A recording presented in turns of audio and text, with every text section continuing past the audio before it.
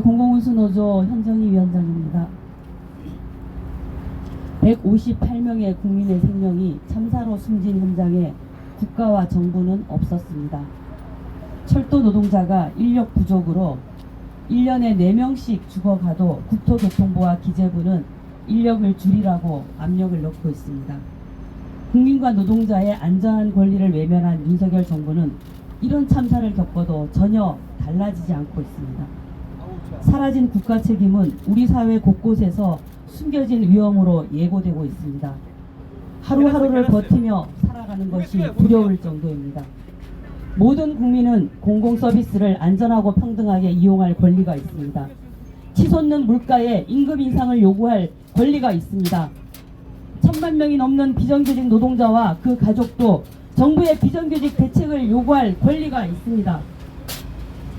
국가와 정부는 이에 답해야 할 책임과 의무가 있습니다. 비정규직 노동자는 먹고 사는 문제와 안전과 건강 문제 모두 위기 상황에 처해 있습니다.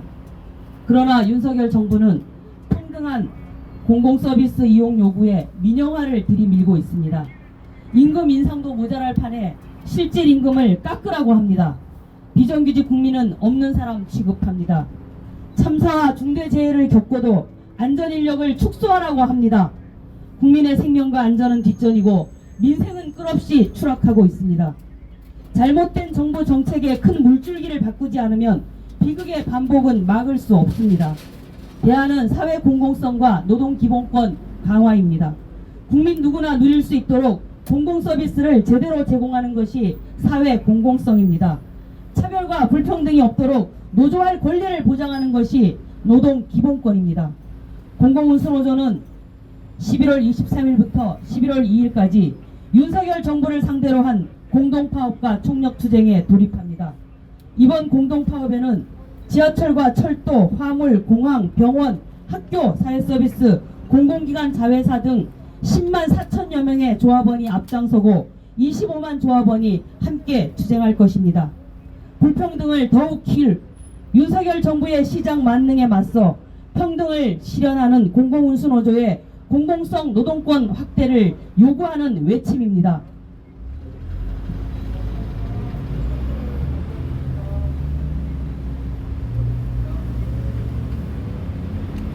공공운수노조의 공동파업은 공공서비스 후퇴를 불러올 민영화와 구조조정을 막아내는 파업입니다.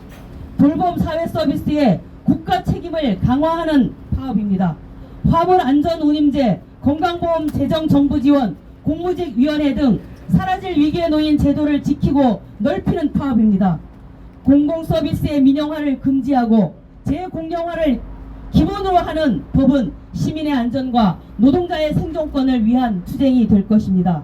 국가 책임 강화와 국민 안전 실현, 공공성 노동권 확대를 위한 이번 공동파업에는 10만여 명의 조합원이 앞장서고 25만 조합원이 함께 싸우고 민주노총 110만 조합원이 함께 할 것이라 생각합니다. 윤석열 정부 출범 뒤 처음으로 벌어지는 공공부문 노동자들의 대정부 공동파업입니다. 노동기본권 보장을 위한 5인 미만 사업장 차별철폐, 노조법 2, 3조 개정은 반드시 이번 국회에서 같이 이루어져야 합니다. 이런 노동개혁 법안들이 바로 민생 법안입니다. 함께 사는 안전한 사회를 만들기 위해 공공운수노조는 공공성과 노동권을 확보하고 강화하는 공공운수노조 민생법안 10가지 쟁취를 위해 민주노총과 함께 끝까지 투쟁하겠습니다. 고맙습니다.